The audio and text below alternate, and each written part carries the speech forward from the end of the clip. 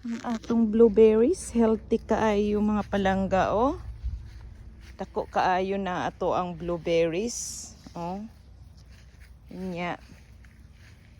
Gibutangan nato sa ilawom og kuan kay aron siya pag nagmower dili siya maigo. So mao na siya mga palangga ang blueberries nato, no? Hopefully makakauntag berries. So ang ato ang apple puhon